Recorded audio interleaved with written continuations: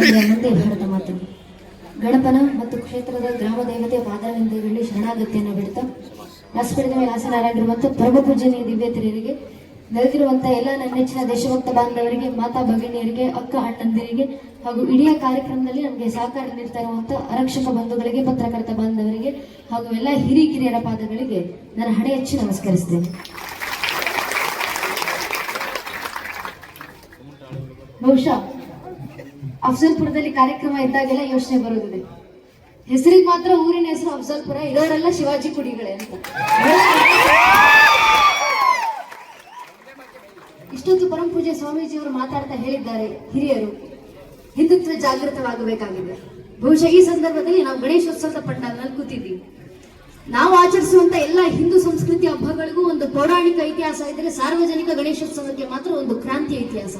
ಕಳೆದ 130 ವರ್ಷಗಳ ಹಿಂದೆ